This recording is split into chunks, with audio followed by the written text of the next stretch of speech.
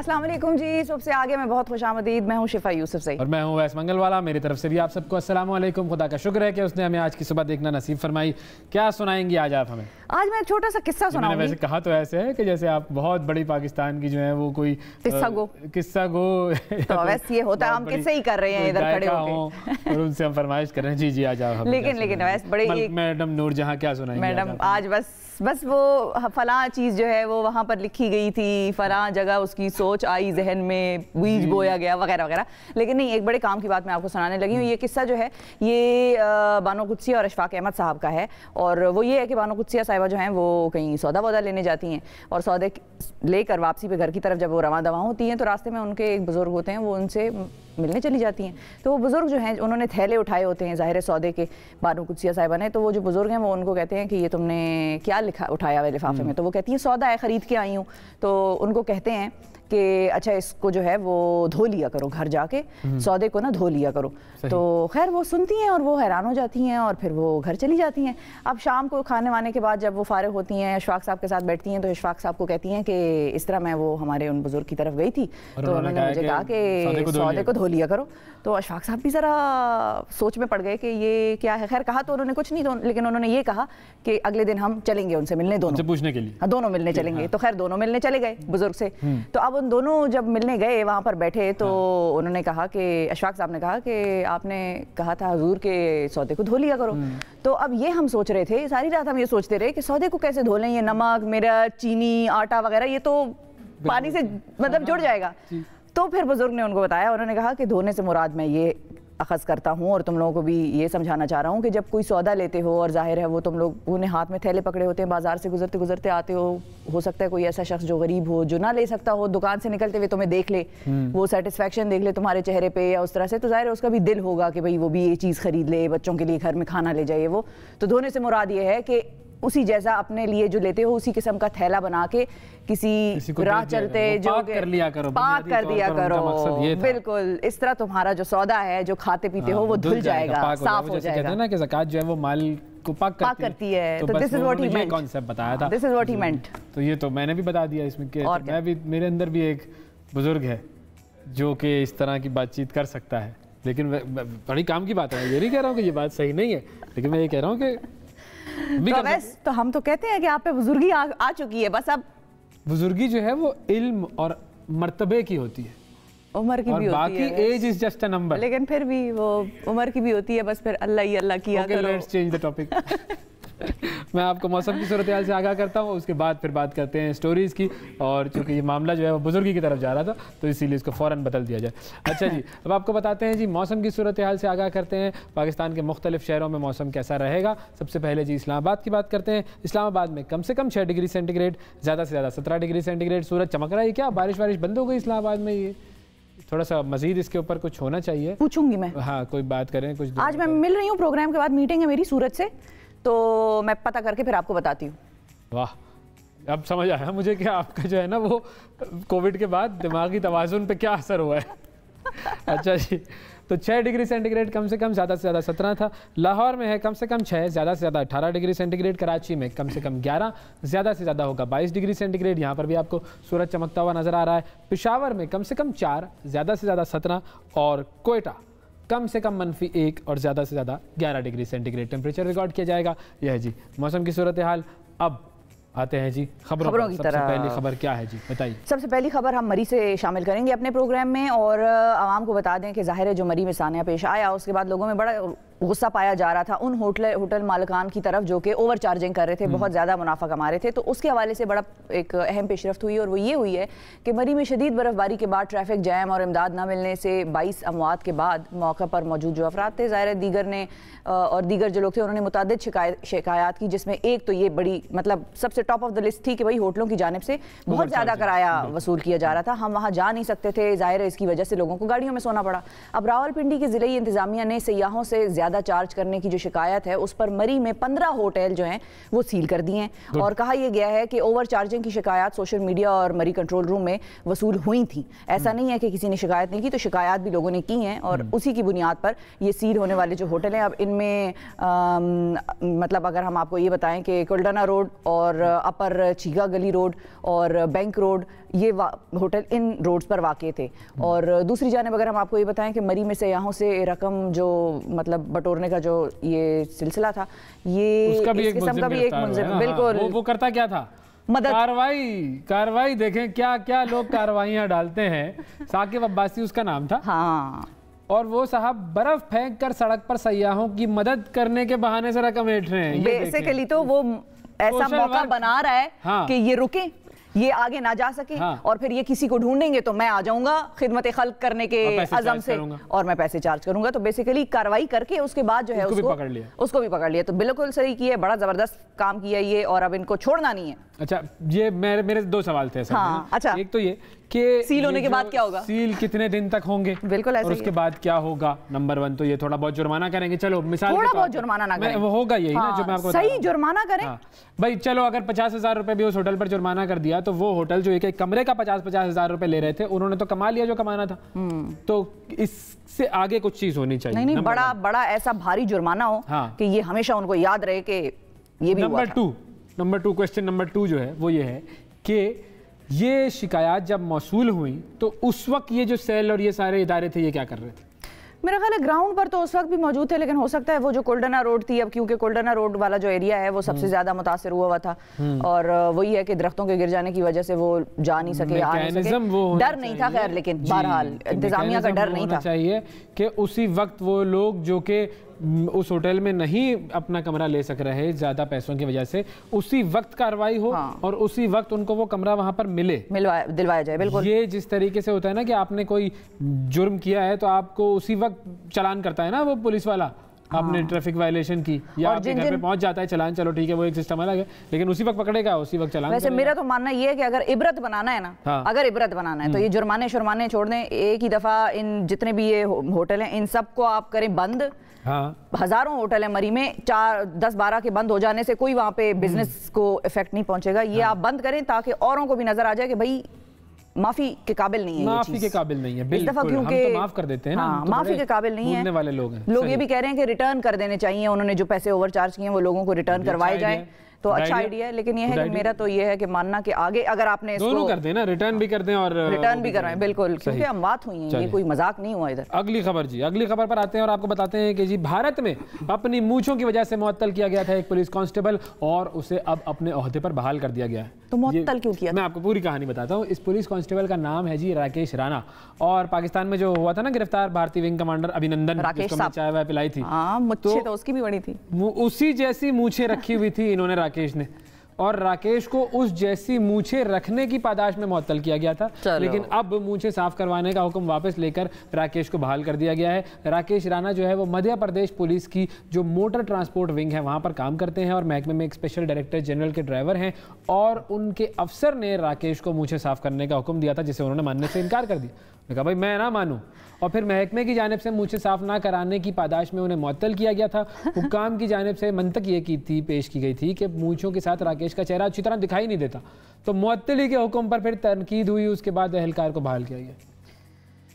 ये देख लें कैसे कैसे काम होते हैं। मैं तो ये सोच रही हूँ कि इन्होंने अभिनंदन को अभी कौन सा वीर चक्र वक्र दिया है, अवार्ड दिया, तो ये जो वीर चक्र वक्रे दिए हैं अभिनंदन को, तो अगर कोई अभिनंदन मतलब यानी कि आप उसको हीरो मानते हैं, अपना कौम को चक्कर दिया है उन्होंने, उसको वीर चक्कर नहीं दिया है, कौम को चक्कर दिया है, यानी कि आप उसको कौम का हीरो मानते हैं, यही आप सिंबलाइज कर रहे हैं, आप फॉलोइंग कर रहे हैं, और अगर आप फॉलो कर रहे हो अपने हीरो को कि उस जैसा स्टाइल बना लिया तो उस पर आपको नौकरी से निकाल, मतलब ये कौन से दो स्टैंडर्ड्स हैं, डबल स्टैंडर्ड्स। लेकिन फिर हिंदुस्तान के हवाले से जब हम बात करते हैं तो उसमें आपको हर जुमले में ये डबल स्टैंडर्ड का वर्ड डालना पड़ता है क्योंकि वो नजर आ जाते हैं। अच्छा आगे बढ़ते हैं, आपको बताते हैं बड़ी खूबसूरत एक स्टोरी है, और वो स्टोरी के हवाले से मजे की बात यह है कि सुबह का जो हुस्न होता है वैसे वो हमारी वजह से है, हमारे प्रोग्राम की वजह से, हमारे जो कॉम्बिनेशन है, लेकिन वैसे हम चाहते भी नहीं है, हम गुटर मुंह भी नहीं करते, हम काएं ज्यादा शायद करते हो लेकिन देखिए सुबह का हुस्न जो है वो चिड़ियों की चहचहाहट, कबूतर की गुटर गूं, कव्वों की काएं, मैना और बुलबुल के जो सुरीले गीत हैं उनके बगैर अधूरी होती है, और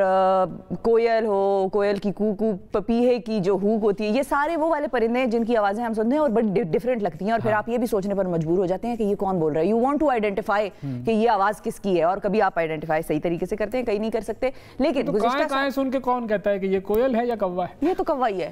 ये तो कुछ तो बड़ी नॉर्मल मतलब आवाजें ऐसी होती हैं। क्यों आवाजें याद आई? मैं आपको आवाजें क्यों याद आई बताती हूँ। गुज़िश्ता साल के इख्तिताम पर ऑस्ट्रेलिया में मादूमी के खतरे से जो 2-4 परिंदे हैं उनकी सुरीली आवाज़ों पर मबनी एक एल्बम रिलीज किया गया था। बेसिकली म्यूजिक एल्बम था और इस एल्बम ने कई मारूफ गुलकारों की एल्बम्स को पीछे छोड़ दिया। ऐसी मतलब मैं आपको बताऊं, टेलर स्विफ्ट मशहूर नाम है बड़ा, वो भी पीछे रह गई है। इस एल्बम ने ऑस्ट्रेलिया के टॉप 50 ऑडियो एल्बम जो है उनकी फहरिस्त में तीसरी नशिस्त हासिल कर ली है। नायाब सुरीले परिंदों के एल्बम ने म्यूजिक चैनल चार्ट में तीसरी पोजीशन हासिल करके अमरीकी गुलकारा को भी, टेलर स्विफ्ट को भी मात दे दी है। वो भी कहीं पीछे है। इसका म्यूजिक सुना देना, फिर बातें करने की क्या जरूरत है भाई? ऐसे ही आप कहानियां सुना रही हैं। नहीं, कहानी नहीं करना, वैसे म्यूजिक सुनाए जी, म्यूजिक इसका।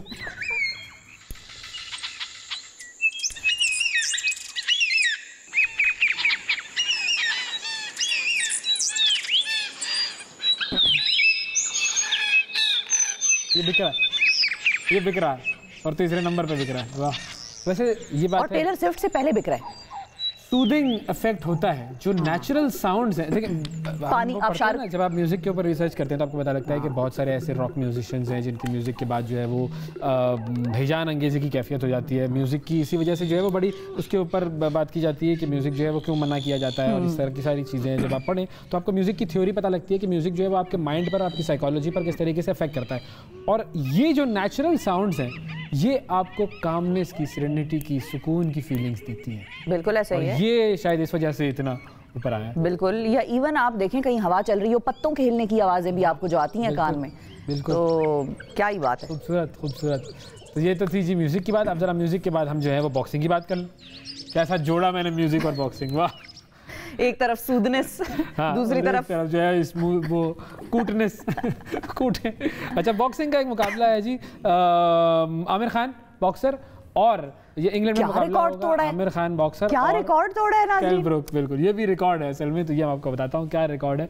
तो कैल ब्रुक और आमिर खान के दरमियान ये मुकाबला जो है होना है, उसके हज़ारों टिकट्स मिनटों में फ़रोख्त हो गए। इंग्लैंड के शहर मैनचेस्टर में आमिर खान और कैल ब्रुक्स 19 फरवरी को बॉक्सिंग के रिंग में मद्दे मुकाबिल होंगे और इस फाइट को देखने के लिए बॉक्सिंग के शौकीन अफराद इस कदर बेताब हैं कि उन्होंने टिकट की तेज़ी से ख़रीदारी करके खेलों की तारीख का मुनफरिद रिकॉर्ड कायम किया है। इस फाइट की 3300 टिकटें जो थी वो सिर्फ 6 मिनट में फरोख्त हो। 3300 या 2300? 2300 है मेरा ख्याल है। चले इधर ही इख्तिलाफ हो गया नाज़रीन, ये देखें, ये कहाँ इधर शुरू हो गई, लेकिन मेरा ख्याल है कि 2300 था। चले 2300 टिकट हैं और वो भाई जितने भी हैं 6 मिनट में फरोख्त। उन्होंने कहा भाई ठीक है आगे बढ़ो यार, चलो दूसरे भी काम। चलो भाई आएंगे क्या याद करोगे, क्या बात है वैसे जबरदस्त। ये एक रिकॉर्ड और एक और जो रिकॉर्ड है हाँ उसके बारे में भी बता दें लोगों को कि ये जो रिकॉर्ड है, क्योंकि इसके बारे में हमने एक पैकेज तैयार किया हुआ है, तो वो आप तो पहले वो दिखा देते हैं। हाँ, मेरा ख्याल है देख लें नाज़रीन के ये क्या रिकॉर्ड है। ये मेडिकल साइंस में एक इनकलाब है, वैसे इनकलाब है वाकई। अब ये क्या है ये आपको दिखाते हैं। अमेरिकी अस्पताल का तारीखी कारनामा, जानवर का दिल इंसानी जिस्म में धड़कने लगा। डॉक्टरों की टीम ने बुनियादी तौर पर तब्दील शुदा सूअर के दिल को 57 साला शख्स में कामयाबी से ट्रांसप्लांट कर दिया, जिसके बाद डेविड बेनेट दुनिया के पहले इंसान बन गए जिन्हें किसी जानवर का दिल लगाया गया हो। दिल की पैवंदकारी में अहम किरदार पाकिस्तान से ताल्लुक रखने वाले डॉक्टर मंसूर माहिउद्दीन ने अदा किया। डॉक्टर मंसूर के मुताबिक सर्जरी से कबल सूअर के डीएनए में 3 जीन्स हज़फ करके 6 इंसानी जीन्स शामिल किए गए जो दिल को कबूल करने का सबब बने। मरीज को कई संगीन बीमारियों का सामना था जिसके बायस इंसानी दिल की पैवंदकारी मुमकिन नहीं थी। डॉक्टर मंसूर ने कहा इस बात पर गहरी नजर रखी जाएगी कि सूअर का दिल मरीज के जिस्म में कैसे काम कर रहा है। ट्रांसप्लांट पर 1 करोड़ 75 लाख पाकिस्तानी रुपए लागत आई। डॉक्टर मंसूर के मुताबिक चंद महीनों के सूअर का दिल हुजम में बालिग इंसान के दिल के बराबर आ जाता है और इसकी साख्त इंसानी दिल से काफी हद तक मिलती जुलती है। इससे कबल इंसान में बंदरों के दिल ट्रांसप्लांट करने के तजर्बे किए गए जो कामयाब नहीं हो सके।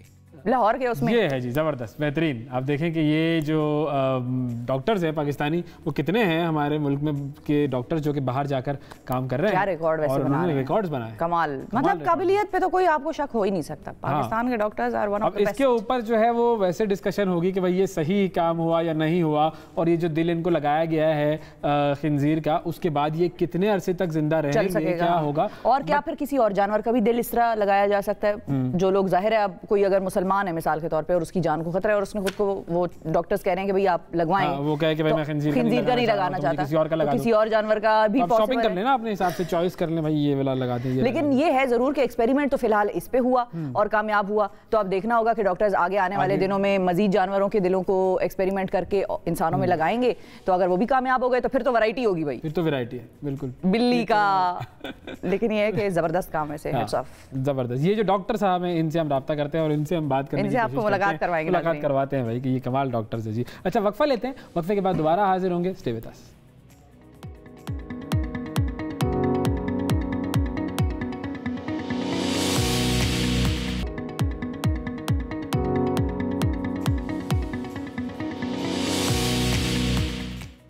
Welcome back to the programme नाजरीन। अब कुछ बात करते हैं पाकिस्तान और चाइना के हवाले से, यानी कि पाक चीन दोस्ती जिंदाबाद, पाक चीन दोस्ती जिंदाबाद वाला गाना कितना मशहूर हुआ है, कितना मशहूर हो, उसकी बीट जहन में चिपक जाती है। बिल्कुल बिल्कुल बिल्कुल। अच्छा अब ये जो दोस्ती है पाकिस्तान और चीन की, ये 70 साल पुरानी हो गई। हाँ जी। और 70 साल की ये दोस्ती जो है वो ऐसी है कि जिसमें हर मरहले पर जब भी पाकिस्तान पर किसी भी किस्म का कोई मामला होता है, कोई मसला आता है, तो चीन का सपोर्ट हमेशा हाजिर होता है पाकिस्तान के लिए। चाहे वो किसी उसमें वीटो करना हो या चाहे किसी उसमें वोटिंग हो, वो हमेशा पाकिस्तान के साथ ही उसके फैसले जो हैं वो सिंक्ड होते हैं। फिर दोनों के जो कल्चरल टाइज हैं वो बहुत ज़्यादा बेहतर हैं। जो ज़बान सीखने की बात है, चीन में बहुत सारे लोग ऐसे मिल जाएंगे जो कि उर्दू बोलते हैं, पाकिस्तान में बहुत सारे ऐसे लोग मिल जाएंगे जो कि चीनी बोलते हैं, चीनी सीखते हैं और बोलते हैं। फिर चाइनीज़ रेस्टोरेंट्स, तो आपको पता ही है कि पाकिस्तान का मामला क्या है कि चाइनीज़ खाने यहाँ पर कितने ज़्यादा पसंद। मेरा ख्याल है सबसे ज़्यादा जो पॉपुलर कुजीन रही है पाकिस्तान में इन द प्रीवियस ईयर्स वो चाइनीज़ रही है। ये बाद में जो है वो जापानीज़ आए हैं या थाई आए हैं या ये वाली कुजीन बाद में आई हैं। मेनली शुरू में तो जो डिफरेंस आया है ना, या डाइवर्सिफाई किया है लोगों ने कि भाई पाकिस्तानी रेस्टोरेंट खोलना चाहिए या चाइनीज़ रेस्टोरेंट खोलना चाहिए, तो वो चाइना वाले जो हैं वो हमेशा डोमिनेट करते रहे हैं। अच्छा अब ये जो दोनों मुल्कों के टाइज हैं ये शुरू से लेकर अब तक उतने ही स्ट्रॉन्ग चलते आए हैं। जिन लोगों ने, जिन ममालिक ने दरार डालने की कोशिश की, साजिशें करने की कोशिश की, वो कभी भी ये अच्छा वैसे बड़ा इंपॉर्टेंट पॉइंट है कि इस रिलेशनशिप में कभी कोई डिप नहीं आया जी। ये 70 साल आप देखें, कोई मतलब मौका ऐसा जहन में आता नहीं है कि कहीं आपने ये सुना हो, इवन मीडिया ने ये कहीं रिपोर्ट किया हो कि चीन नाराज है या पाकिस्तान नाराज है चीन से, या पाकिस्तान की सपोर्ट नहीं की चीन ने, या चीन जो है वो पाकिस्तान से फलां चीज एक्सपेक्ट कर रहा था और पाकिस्तान डिलीवर नहीं कर पाया। तो ये डिप आया नहीं वैसे, और माशाल्लाह से। बिजनेस टाइज जो हैं वो भी बहुत ज़्यादा हैं पाकिस्तान और चाइना के। उसके अलावा जो पॉलिटिकल और जो इस फॉरेन अफेयर्स वाले मामलात हैं, हमेशा ये दोनों ममालिक बड़े साथ साथ रहे हैं और साथ साथ चले हैं। और 70 साला जो एक तरीके से जश्न है उसको मनाने के लिए एक तकरीब हुई थी। हाँ। और इस तकरीब की कुछ झलकियां हम आपको दिखाते हैं और आपको बताते हैं वहाँ पर क्या क्या ज़बरदस्त आला परफॉर्मेंसेज हुई हैं। तो जी शुरू कीजिए। अब हमारी टीम जो है वो एक एक परफॉर्मेंस दिखाती रहेगी और फिर हम उस पर बात करते रहेंगे। दिखाएं जी, पहली परफॉर्मेंस कौन सी दिखा रहे हैं जी?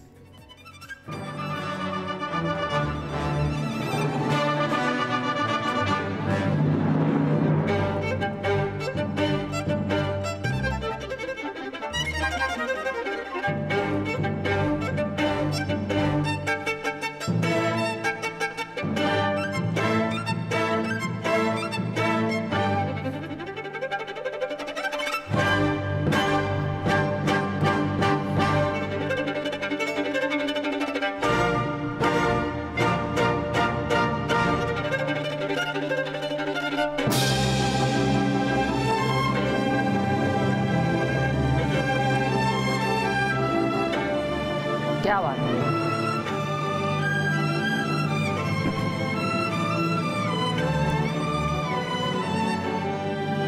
वाह वाह।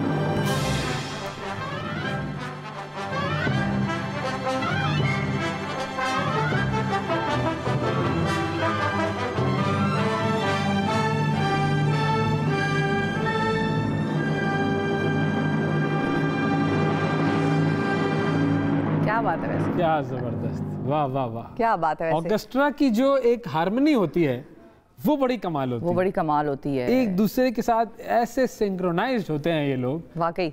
और जाहिर है बड़ा प्रैक्टिस अमल दखल और चाइनीज म्यूजिशियंस जो हैं बिल्कुल। और फिर कंडक्टर का भी बड़ा रोल होता है, हल्की सी उसकी उंगली नीचे फिसली तो बस सब गया। लेकिन ये है कि एक और चीज़ हमें याद आई नाजरीन कि आपको ये भी बताएं कि वो डेट कौन सी थी, तारीखें हम बड़ी सेलिब्रेट करते हैं, वो तारीख कौन सी थी जब पाकिस्तान और चाइना के दरमियान डिप्लोमेटिक टाइज का बाकायदा तौर पर आगाज हुआ।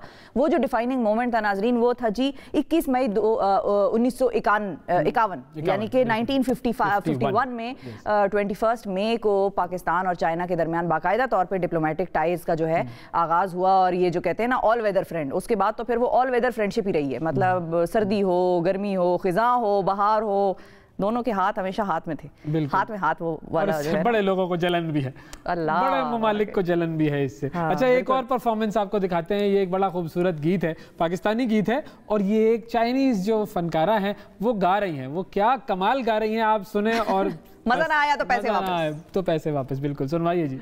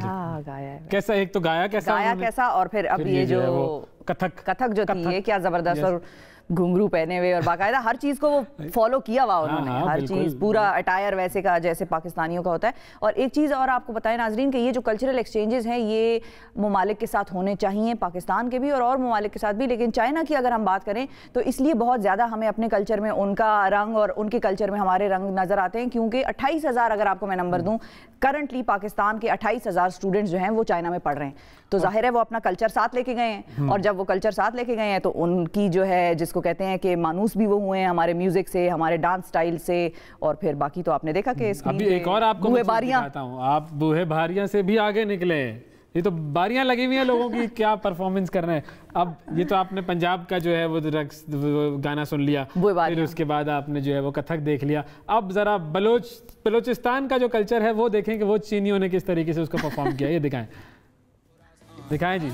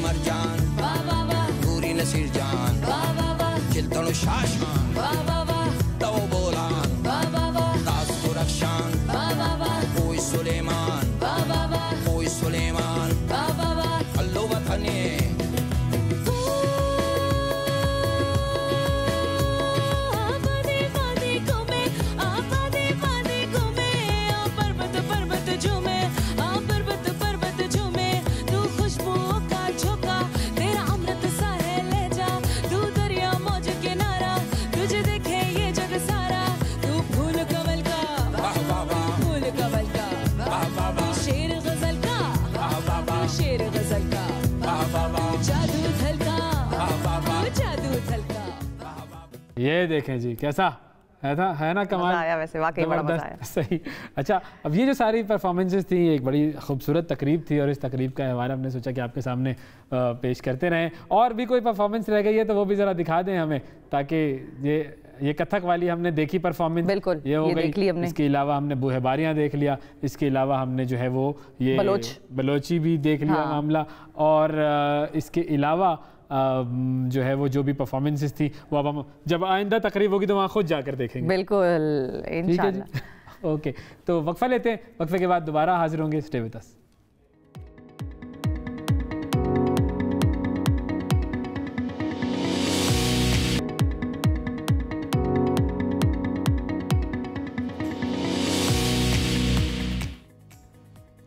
वेलकम बैक जी। सुबह से आगे में एक मरतबा फिर खुशामदीद। अब ज़रा कराची का रुख करते हैं। सिंध लोकल गवर्नमेंट एक्ट 2021 ये एक मुतनाज़ा बल्दियाती कानून बन गया है और इस कानून के ख़िलाफ़ कराची में सिंध असम्बली के बाहर जमात इस्लामी का एहतजाजी धरना 13वें रोज़ भी जारी है और शदीद सर्दी के बावजूद जमात इस्लामी के कारकुनान दिन रात धरने में मौजूद हैं, जो मुतालबात की मंजूरी तक एहतजाज ख़त्म करने को तैयार नहीं है।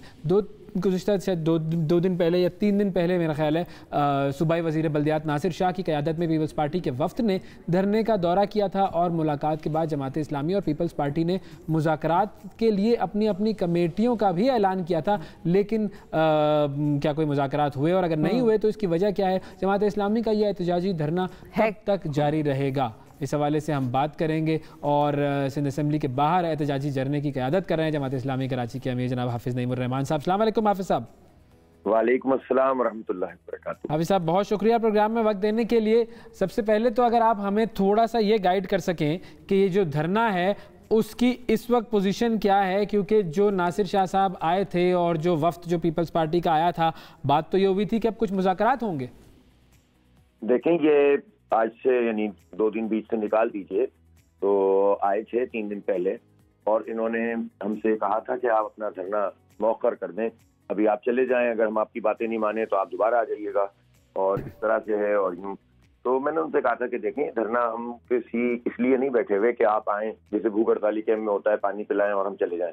बात यह है कि हम यहाँ बैठे हुए एक सीरियस काम के लिए, कि हम ये समझते हैं कि हमारा मुस्तकबिल, हमारे बच्चों का मुस्तकबिल इस बात पर है कि कराची शहर डेवलप हो, और उसके डेवलपमेंट का जो रास्ता है वो एम्पावरमेंट है, बाइख्तियार बनाना है, एक चेन ऑफ कमांड बनाना है। वरना अगर इस तरह से सिलसिला चलता रहा तो हम 30-35 साल से जिस नीचे की तरफ जा रहे हैं, कोई चीज हमारे हाथ में नहीं है और कोई बड़ा प्रोजेक्ट मुकम्मल होकर नहीं दे रहा, ये मजीद इसी तरह चलता रहेगा। और हम ये चाहते हैं कि हमारा ये मुतालबा आइन के मुताबिक है, कानून के मुताबिक है, और आपने गलत काम किया है, सारे इदारे को अपने पास ले लिया है और ये गलत है और हम इसलिए बैठे हैं, आप इसको ठीक कर दें, हम अभी चले जाते हैं। बिल्कुल सही है। ठीक है जी जी। फिर उन्होंने कहा कि हम जो है कमेटी बना देते हैं और आप भी एक कमेटी बना दें, हमने बना दी, उन्होंने भी बना दी। हमने कहा धरना जारी रहेगा, कमेटी मुलाकात करेगी और हम सीरियस हैं और हम कोई ऐसी गलत बात नहीं करेंगे, जायज बातें करेंगे। एक लिस्ट भी हमने उनको अगले दिन से फराहम कर दी अपने मुतालिबात की, जो हम ऑलरेडी तजवीज़ की सूरत में उनको 2 महीने पहले दे चुके थे और हमने असम्बली में भी तरमीमें जमा कराई।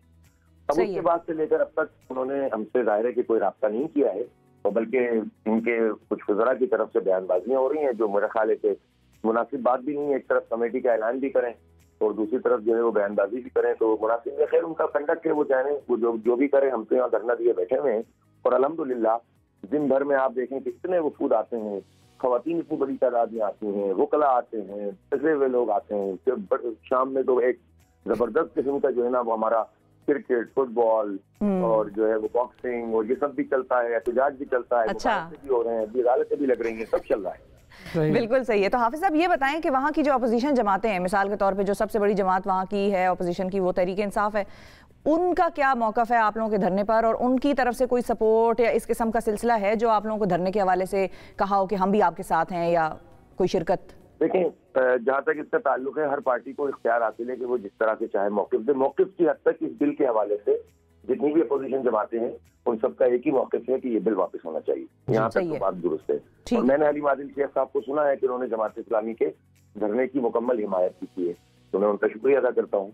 लेकिन जहाँ तक जो है वो अपोजिशन जमातों का ताल्लुक है, जिसमें PTI और MQM है, बदकिस्मती से MQM का जो कंडक्ट माजी में रहा है और इस वक्त भी है, वो भी कुछ सीरियस कंडक्ट नहीं है ना। देखिए, माजी में 2013 का बिल था जिसमें ये शब खून मारा गया था।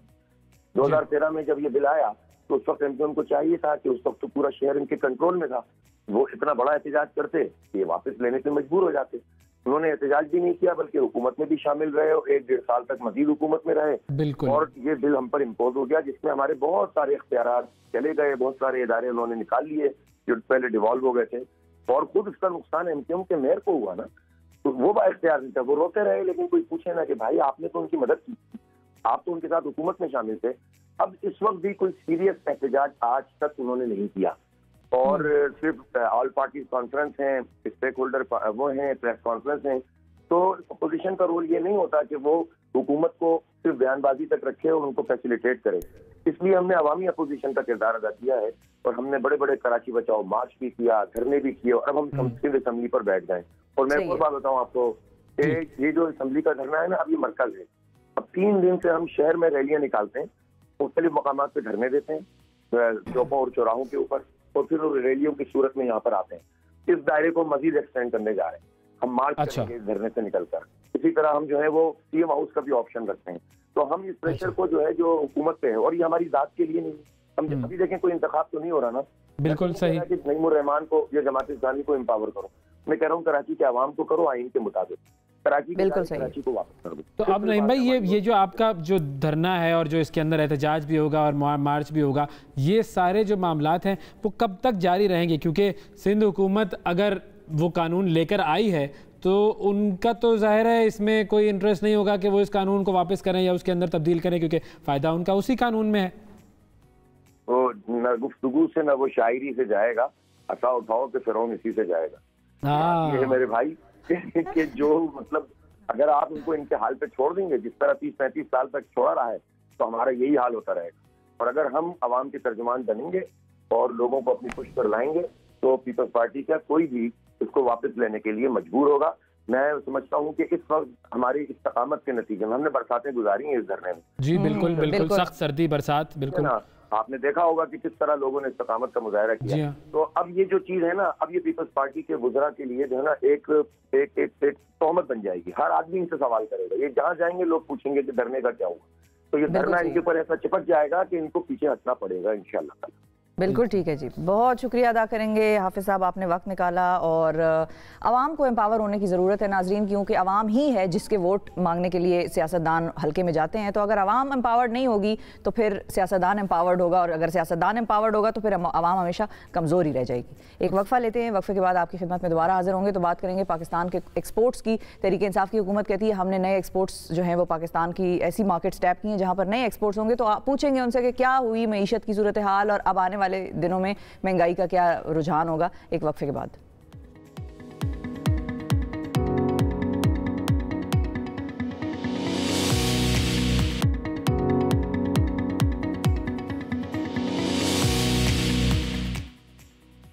Welcome back to the programme. नाजरीन, पाकिस्तान को हमेशा से एक ज़रई मुल्क कहा जाता है, लेकिन जब ज़रात की बात आती है तो हम दालें भी इंपोर्ट करा रहे होते हैं। पाकिस्तान की ज़रात में हमने देखा कि बड़ी कमी आई। बहुत सी कमोडिटीज़ जो हम पिछले दिनों में, पिछले सालों में प्रोड्यूस करते थे, आज वो हम प्रोड्यूस नहीं करते, ऐसा माना जाता है। लेकिन पाकिस्तान तहरीक इंसाफ की हुकूमत का ये दावा था और ये वादा था कि हम एक्सपोर्ट्स बढ़ाएंगे ताकि पाकिस्तानी ताजिर को मुनाफा हो, पाकिस्तान में ज़र मुबादला आए और हमारे प्रोडक्ट्स जो हैं दुनिया में पहचाने जाएँ।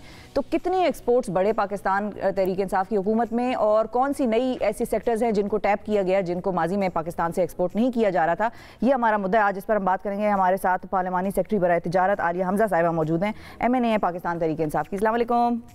Good morning Alia. ये सवालात आपने सुन लिए, प्रीएम्बल मैंने दे दिया, पोडियम इज योर्स। आपका है कि भाई बताइए क्या किया आप लोगों ने एक्सपोर्ट्स की मदद? तो पता है, क्योंकि मैं इंजॉय करती हूँ इस प्रोग्राम को, इसलिए मैं बड़े आराम से बात करूँगी। एक तो ना हम दो चीज़ों को जब कंफ्यूज करते हैं, इकोनॉमी इंडिकेटर्स अलग है, सही है, और महंगाई अलग है। और हमारी हर चीज़ जो है ना महंगाई के पीछे कंफ्यूज क्यों करते हैं लोग? कंफ्यूज इसलिए करते हैं कि बहुत सारे वज़रा की तरफ से आता है कि ये देखो इकोनॉमिक इंडिकेटर्स बेहतर हो गए। जब महंगाई का सवाल किया जाता है तो जवाब ये आता है तो इस वजह से फिर वो इंटरलिंक हो हमें जाते हैं। पहले कहा ही ये जाता है, आपने महंगाई कर दी, हम लाख कहते रहे कि इकोनॉमी अच्छी हो रही है, एक्सपोर्ट्स अच्छी हो रही हैं, हम चीज़ें अच्छी करें। जैसे अभी कहा आपने, सबसे पहले तो मैं एग्रीकल्चर की तरफ आऊँगी। आप ये देखें कि हम अगर अब ये कह रहे हैं ना कि इतने अरसे के बाद, यानी 3 सालों के बाद, हम पाकिस्तान की वीट भी इंपोर्ट कर रहे थे, शुगर भी इंपोर्ट कर रहे थे, राइस तो खैर हम एक्सपोर्ट कर रहे थे, लेकिन हम अब इन सारी फसलों के अंदर बम्पर क्रॉप पे जा रहे हैं। यानी आप एक पाकिस्तान को इंपोर्ट बेस्ड, जिससे कहें कमोडिटी से आप लेकर जा रहे हैं सेल्फ सफिशिएंट, एंड देन देखें स्टेप्स हैं।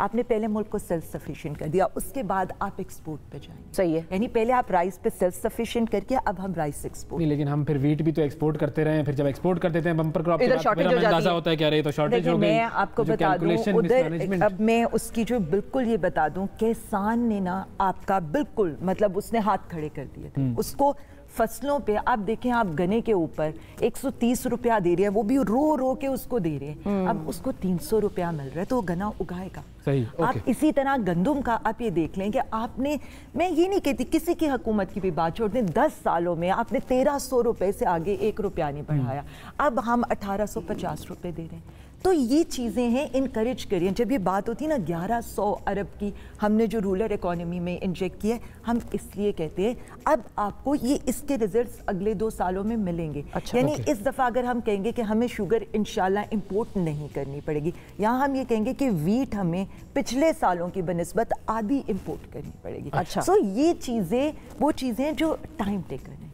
एक तो ये बात होगी एग्रीकल्चर पे। अब आप आ जाएं एक्सपोर्ट पे। बिल्कुल देखें, हमने क्या किया, इस मुल्क को हमने कहा कि हमने सुई भी लेनी है ना, कोई भी चीज़ लेनी है, हमने वो इंपोर्ट करनी है, डॉलर हमने 100 का रखना है, सब कुछ बाहर से मंगाना है। अब हम क्या करें, हम कह रहे हैं नहीं, हम नॉन ट्रेडिशनल मार्केट्स में जाएंगे, हम नॉन ट्रेडिशनल प्रोडक्ट्स में जाएंगे। पाकिस्तान आज तक सिर्फ टेक्सटाइल्स में जाता है, अब आप वेजिटेबल्स, अब आप फ्रूट्स, अब आप मीट प्रिपरेशन, मतलब हैरत होगी, हलाल मीट, हलाल, मैं वही बात करने लगी हूँ। इंडिया आपका जो है सबसे बड़ा एक्सपोर्टर है हलाल मीट का, यानी गौ माता करके हाँ, मुसलमानों को मारते हैं। आज आप ये देखें, आज आप ये देखें सऊदी अरेबिया के अंदर ये इंटरेस्टिंग है वैसे। हमने 3 स्लैटर्ड हाउस जो हैं उनकी एक्रेडिशन कराई है उनकी मिनिस्ट्री के साथ। अच्छा। हम मलेशिया के अंदर जा रहे हैं, हम कतर के अंदर पेनिट्रेट करें हलाल मीट के अंदर। मतलब मैं ये देखें 10 हमारी ऐसी कैटेगरीज हैं जो हमने पिछले ये जो हमारा 20-21 का साल है इसमें रिकॉर्ड बरामदात किए हैं। लेदर है, फ्रूट्स हैं, सर्जिकल गुड्स हैं, मीट की प्रिपरेशन, वेजिटेबल्स में 31% हमने एक्सपोर्ट में इजाफा किया, फार्मा, फुटवेयर, कटलरी, आप ये कह रहे हैं टोबैको, ऑटो पार्ट्स। देखिए ये वो चीज़ें हैं, हम ये नहीं कहते, हमें एहसास है, अगेन महंगाई का एहसास है। आईटी सेक्टर आप ये देखिए, इंडिया जितना कमा रहे हैं आईटी सेक्टर से कमा रहा है। हमने आज तक अभी 6 महीनों में हमने पीएमएलएन के दौर से डबल कर दिया आईटी के एक्सपोर्ट। सही। ये चीजें फर्क हैं, यानी वही बात होती है ना, लैपटॉप ना दें, आईटी जोन्स बनाएं, स्किल्स दें या आईटी जोन बना दें, स्टार्टअप्स ठीक को है। आप इतना फैसिलिटेट करें, ईज ऑफ डूइंग बिजनेस करें, हम इन चीजों की तो तरफ। ये वो सारे एरियाज जो आपने अभी मेंशन किए, ये वो हैं जहां पर बरामदात में इजाफा हुआ। अच्छा, अब टोटल अगर वॉल्यूम की बात करें तो वो वॉल्यूम कितना है अगर कंपैरेटिवली फिगर्स मैं कंपैरेटिव 25% सिर्फ अभी मैं इस क्वार्टर, ये जो आपका हाफ गुजरा है ना, साल आधा हो गया, इसमें 25% पीएमएलएन के यानी 2018 के दौर से 25% ज्यादा है। यानी आप $4 बिलियन उनके तीसरे साल मैं उनकी बात कर रही हूँ कि वो जब छोड़ के गए अपनी एक्सपोर्ट, तो $4 बिलियन उससे, यानी अगर हम 6 मंथ्स टू 6 मंथ्स का कंपैरिजन करें तो हम उनसे $4 बिलियन इस वक्त ज्यादा है। लेकिन ये वो नहीं मानेंगे, क्यों? वो हम उनसे कहते हैं, यही बात है ना, उनको नजर आते रेमिटेंसेस बढ़ गए, वो कहते हैं कोविड की वजह से दुनिया बंद हो गई, दुनिया ने पैसे भेज दिए, दुनिया ने पैसे भेज दिए। हालांकि ये नहीं कहेंगे कि हम $19 अरब तक स्टैग्नेंट करके गए, ये लोग $30 अरब यानी $29 अरब हमें ये एयर एंड के ऊपर आए हैं। तो ये हम ओवरसीज पाकिस्तानियों को अप्रिशिएट करते हैं। इसमें हम इसलिए करते हैं कि हवाला हुंडी से पैसा नहीं आया, हाँ। हम इसलिए करते हैं कि रोशन डिजिटल पाकिस्तान यहाँ पर रिफॉर्म्स है। देखें छोटी छोटी सी चीज़ें होती हैं जो रिफॉर्म्स होती हैं। मुझसे कोई कह रहा था, मैंने कहा बड़ा आसान है खान साहब के लिए, 100 का डॉलर रखें। देखिए आप जब आपको स्टेट बैंक के रिजर्व मिले थे, बाकी ये जो मर्जी के वो तो डिफॉल्ट के करीब थे, वो तो डिफॉल्ट 7 अरब डॉलर था, 1.5 हफ्ते के हम इंपोर्ट नहीं खरीद सकते थे।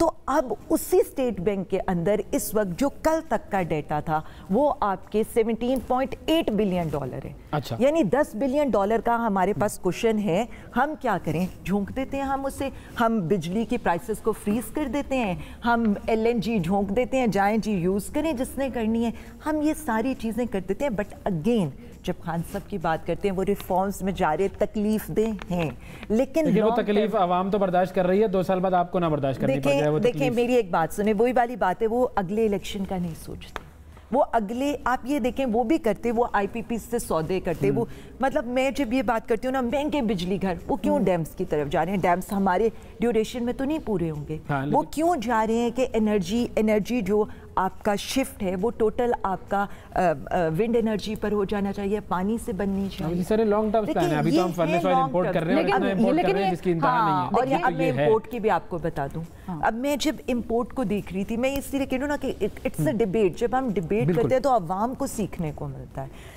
इंपोर्ट बढ़ गई जी, 60% आपने इंपोर्ट बढ़ा दी, 25% आपने सिर्फ एक्सपोर्ट बढ़ाई। ये आप क्यों नहीं समझ रहे कि अब ऑटो प्लांट्स लग गए, $1 बिलियन की इन्वेस्टमेंट आ गई, मोबाइल के प्लांट्स लग गए, $200 मिलियन की इन्वेस्टमेंट आ गई, सैमसंग ने यहाँ टीवी बनाना शुरू कर दिया, उसकी इन्वेस्टमेंट आ गई, जॉब क्रिएशन होगी, उसके पार्ट्स भी आप इंपोर्ट कर रहे हैं, आप असेंबलिंग करें, but at least you have started something.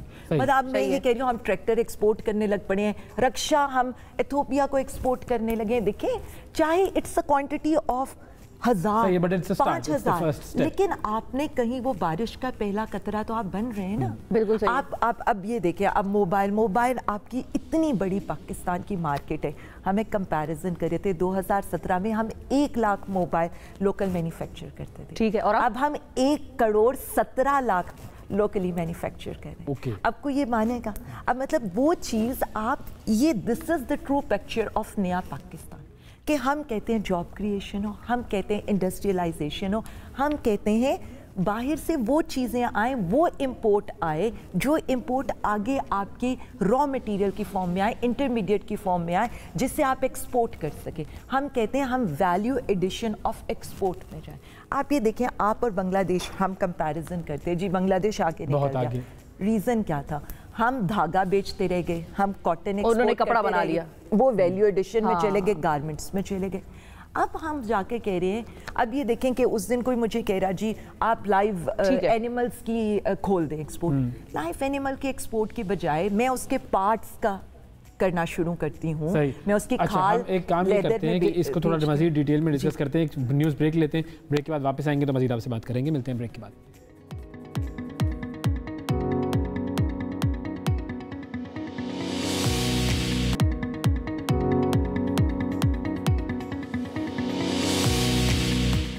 Welcome back जी। बात कर रहे हैं पाकिस्तान की एक्सपोर्ट्स की। आलिया हमजा मलिक साहब हमारे साथ मौजूद हैं। मैम ये बताइए कि किस किस एक्सपोर्ट में कितना इजाफा हुआ है? मिसाल के तौर पर अगर हम बात करें कि IT एक्सपोर्ट्स, तो उसमें कितना इजाफा हुआ है? तकरीबन 39% IT एक्सपोर्ट्स में हमारा इजाफा हुआ है पिछले साल की बनिस्बत। अच्छा, उसके अलावा अगर हम बात करें टेक्सटाइल एक्सपोर्ट्स, तो उसमें कितना इजाफा हुआ है? 30% का इजाफा। ओके, इसके अलावा अगर हम बात करें कि गाड़ियों की सेल्स हैं, तो गाड़ियों की सेल्स तो जी रिकॉर्ड 71% उसका इजाफा हुआ है। कार्स की सेल्स देख लें, ट्रैक्टर्स की सेल्स देख लें, आप मोटरसाइकिल्स की सेल्स देख लें, सारे पिछले रिकॉर्ड हमने तोड़ दिए हैं। और इस दफ़ा जो टेक्सटाइल्स का आप मुझसे पूछे थे, इस एक महीने में दिसंबर में मतलब all time high in the history हमने टेक्सटाइल एक्सपोर्ट कर। तो इसका मतलब है कि हमारे यहाँ पे मैन्युफैक्चरिंग में भी इजाफा हो रहा होगा? जी, हमारे इधर मैन्युफैक्चरिंग में क्या, इंडस्ट्रियलाइजेशन में इजाफा हो रहा है। यही बता रही हूँ, 26 गाड़ियों के नए एंट्रेंट्स आए हैं यहाँ पर, 21 मोबाइल मैन्युफैक्चरिंग के आए हैं, और उसी के साथ सैमसंग ने टीवी की मैन्युफैक्चरिंग स्टार्ट कर दी। एक्सपोर्ट्स में इजाफा कर रहे हैं, तो फिर हम ट्रेड डेफिसिट क्यों नहीं कम कर पा रहे? वो तो हमारा जो है वो अब मैं इंटरेस्टिंगली आपको बताती हूँ, वैसे तो इस एक महीने में ना 1 अरब का हमने कम किया है, लेकिन वो मतलब अब इस वक्त आपको पैनी इसलिए लगेगा।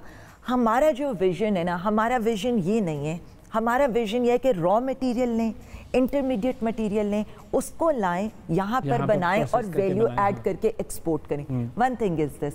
दूसरा, हमें एक वैक्सीन, हमें सारी देखें वफाकी हुकूमत ने वैक्सीन ली फॉर होल पाकिस्तान, एक आपको वो दैट वाज अननेसेसरी इंपोर्ट, आप उसको नहीं माइनस कर सकते। जो तीसरी चीज है, आपने अवाम को आटा चीनी देनी है। अब आटा चीनी की प्राइसेस, यानी अगर आप अब का इंपोर्ट बिल देखें तो उसमें 85% जो कमोडिटी की प्राइस है, यानी ऑल ओवर द, हम जब इंटरनेशनल मार्केट में देखते हैं तो क्वांटिटी हमने 15% कम ली है। अच्छा। यानी क्वांटिटी में आटा चीनी कम मंगवाई है, लेकिन उनकी प्राइस 85% उस इंपोर्ट बिल का हिस्सा है, जो due to the international prices. और यही हम कहते हैं, ये आलमी महंगाई बिल्कुल ये वबा की तरह है, जो कोविड की तरह है, जो चिमड़ गई है हमें। सही है।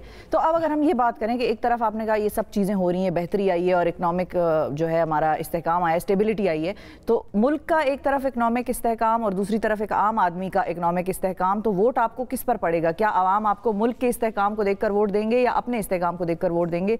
ये तो पॉलिटिकल अवेयरनेस और वो सब चीज़ों को, सारे फैक्टर्स को जरा मद्देनजर रख के जवाब दीजिए ना। देखिए, मैं सिर्फ इतना कहूँगी कि जो हमारी तरबियत हुई है, वो जिस लीडर ने की है ना, मैं उस लीडर को देखती हूँ और मैं उस लीडर को देखती हूँ कि उसने 22 साल की जद्दोजहद की, 22 साल बाद आके उसने 2 पार्टी सिस्टम को ब्रेक किया। अब मतलब मैं एक छोटी सी एग्जांपल दूंगी, शायद बहुत से लोगों को अच्छी ना लगे। हमने मरी का सानिया देखा जब, तो एहसास ये नहीं हुआ मुझे, एहसास ये हुआ कि अभी भी इस सिस्टम के अंदर छोटे छोटे नवाज शरीफ, छोटे छोटे जरदारी हैं, जो कहीं आपको होटल माफिया की फॉर्म में, कहीं आपको चेन पकड़ के गाड़ी खींचने वाले की फॉर्म में, चाय वाले की फॉर्म में, जो इतनी महंगी चाय का कप या हीटर वाले की फॉर्म में नज़र आते हैं। लेकिन अगेन ये अवाम को अवेयरनेस है कि क्या हमने आइंदा आने वाली नस्लों का फ़ायदा सोचना है या अपने एक शॉर्ट टर्म को सोचना है। यानी अगेन वही वाली बात है कि एक बंदा इनके लिए मेहनत कर रहा है। वहाँ पर क्या था, करप्शन करो, मनी लॉन्ड्रिंग करो, पैसे बाहर भेजो, टीटियाँ लगाओ और ऐसे ऐसे लोगों से टीटियाँ लगाओ जिन्होंने आज तक बाहर का मुल्क देखा ही नहीं है। यानी पापड़ बना रहे हैं, चपड़ासी इनका है जिसकी तनख्वाह 10,000 है, उनके अकाउंट में टीटियाँ आ रही हैं जो डायरेक्ट इनके अकाउंट्स में जा रही हैं। तो मेरा तो ख्याल है कि मैं उस लीडर की तरफ देखूंगी और मैं उस पर अल्लाह के बाद ये ट्रस्ट करूंगी कि पाकिस्तान का जो मुस्तकबिल है ना, वो इंशाल्लाह सेफ हाथों में है और ये बेहतर ही होगा। हम शॉर्ट टर्म की बजाय अगर लॉन्ग टर्म में देखें, हम इनफरादियत की बजाय इज्तमाइयत में देखें, हम इस कौम का सोचें ना, तो शायद हमारी सोच इमरान खान साहब वाली हो, नवाज शरीफ वाली और शहबाज शरीफ वाली ना। आई एम सॉरी टू से it's a political one, but for me it's about a leader, it's about a nation. मैं अपनी आने वाली नस्लों को एक सेफ पाकिस्तान देकर जाना चाहती हूँ। मेरा इसके अलावा कोई उस वक्त भी होगा कि जब आप उन माफिया से डील कर सकें जो कि आप लोगों के अपने अंदर भी मौजूद हैं, और उन माफिया से डील करने में वो जो आटा चीनी शुगर कमीशन ये वो सारे मामलात हैं, वो जब हमें नज़र आता है और आवाम को नज़र आता है कि उसका कोई फ़ैसला नहीं आता या उन पर कोई ऐसे जुर्माने नहीं होते या उनको सज़ा नहीं मिलती, तो फिर लोगों का एतमाद थोड़ा सा मुतज़लज़ल होता है। अवैस, मैं आपको एक बात बताऊं, मैंने ये चीज़ देखी है कि जल्दी और देर, देखें हमें 22 साल लगे। नवाज शरीफ हाजी परहेजगार था, जरदारी साहब को तो शुरू से ही सारे 10% कहते थे ना। 22 साल लगे हमें ये बताने में कि इन्होंने करप्शन करके पैसा बाहर भेजा और औलादों के नाम पर जायदादें बनाई, लेकिन अवाम ने माना ना। अल्टीमेटली मैं आपको बता रही हूँ, हमारी अवाम बहुत समझदार हो गया। हमारी अवाम दोनों चीज़ों का फ़ैसला करती है।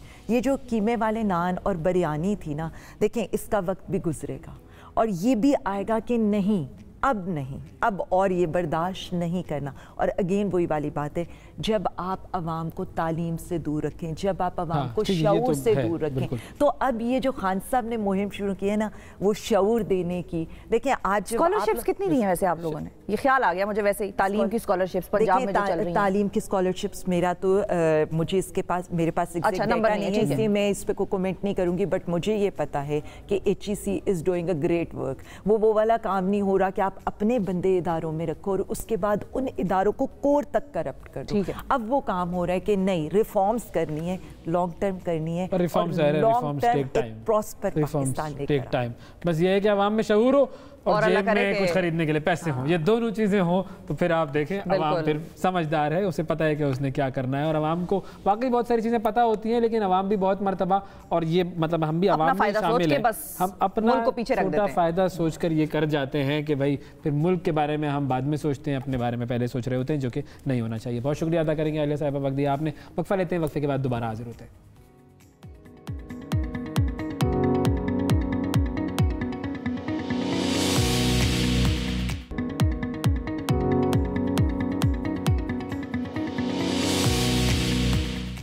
वेलकम बैक जी। सबसे आगे में एक मरतबा फिर खुशामदीद। ट्रक आर्ट पाकिस्तान की पहचान है और ये सिर्फ पाकिस्तान में ही नहीं बल्कि पूरी दुनिया में बहुत ज़्यादा पसंद किया जाता है। दुनिया भर के लोग इस आर्ट को सीख रहे हैं और ट्रक आर्ट अब सिर्फ ट्रक तक महदूद नहीं रहा है।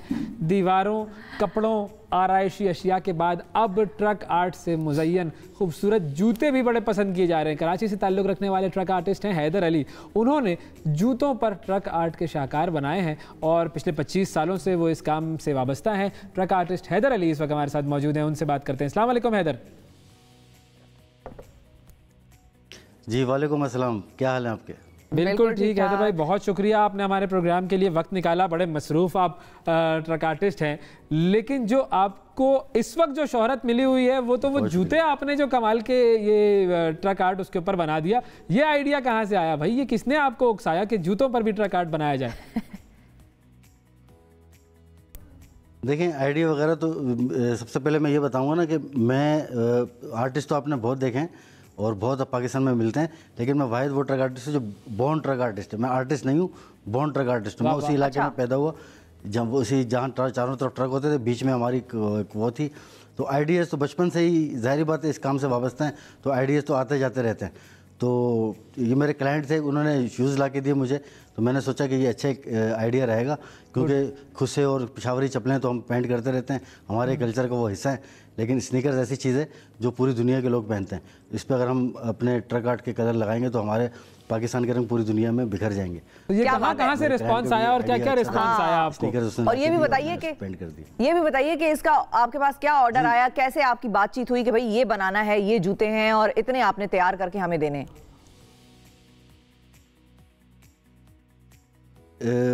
पूरी दुनिया से ऑर्डर आ रहे हैं, फ़ोन पे फ़ोन आ रहे हैं, मैसेज पे मैसेज आ रहे हैं, सोशल मीडिया पे भी आ रहे हैं और अपने अंदरूना मुल्क से भी आ रहे हैं। जमामा खान का भी पिछले दिनों मैसेज आया इंस्टाग्राम पे और उसने भी इसके बारे में ट्वीट किया। और हमारी जो एक्टर हैं, सीनियर एक्टर सकीना सम्मो, उनका भी मैसेज फ़ोन आया कि मुझे पेंट कर चाहिए। और भी आते जा रहे हैं फ़ोन वगैरह। तो मकसद ये है कि हमारे कलर जहाँ तक रंग बिखर रहे हैं पाकिस्तान के, वो मेरा मकसद यही है कि हमेशा से जो हमारे ट्रक आर्ट के रंग हैं वो दुनिया भर में फैलते रहें और इंशाल्लाह उसके लिए हम कोशिश करते तो रहेंगे। ये जो आपने जूते तो खैर बनाए, ये तो अभी आपकी शोहरत है, लेकिन इससे पहले आप क्या क्या और कहाँ कहाँ आपका ट्रक आर्ट डिस्प्ले पर है, ये भी ज़रा हमारे नाजरीन को बताइएगा। जी नेशनल आप देखें, कराची से लेके इस्लामाबाद मेरा आर्ट ही नज़र आ रहा होता है। और मैंने जहाज़ भी छोटा 150 सेस्ना 150 पेंट किया। Moving and flying art gallery Karachi में मैंने बनाई और तुर्की में मैंने काम किया। हिंदुस्तान में मैंने दुर्गा पूजा पेंट की। स्मिथसोनियन के लिए मैंने ट्रक बनाया और दीगर जो मुख्तलिफ ममालिक में पाकिस्तान कौंसलेट और जो पाकिस्तानी कम्युनिटीज़ हैं वो इन्वाइट करती रहती हैं। यूनिवर्सिटी ऑफ साउदर्न कैलिफोर्निया में भी मैंने विजिटिंग फैकल्टी रहा हूँ और कराची पाकिस्तान की भी मुख्तलिफ यूनिवर्सिटियों के साथ मैं विजिटिंग फैकल्टी रह चुका हूँ। किसी शादी की भी थीम भी बनाई आपने ट्रक आर्ट पर? हर उम्र के लोगों को ट्रेन किया। किसी शादी की भी थीम बनाई आपने? जी हाँ, टीमें तो मेरे साथ मैं हर दौर में बनाता रहा हूँ। जी हाँ, शादी की थीम भी मैंने बनाई है और अमेरिका में भी बनाई है, लंदन में भी बनाई है, कराची में भी बनाई है, इस्लामाबाद में भी, सब जगह, लाहौर वगैरह सब जगह मैंने ये काम थीम, शादी की थीम भी बनाई है। और मेहंदी जो आप देखते हैं कि कल्चर हमारे पूरे साउथ एशिया और वस्ती एशिया में रहता है, उसको भी मैंने अपने जो शादी के जो मेहंदी के रंगों की जगह अपने रंग लगाए और वो मेहंदी की एक थीम मैंने क्रिएट की थी। अच्छा, क्या बात है। ये बताएं कि ये ट्रक आर्ट में ये जो एक आंख होती है, किसी भी चीज पे एक आंख बनी हुई होती है, तो वो जो एक आंख है उसकी क्या सिग्निफिकेंस है?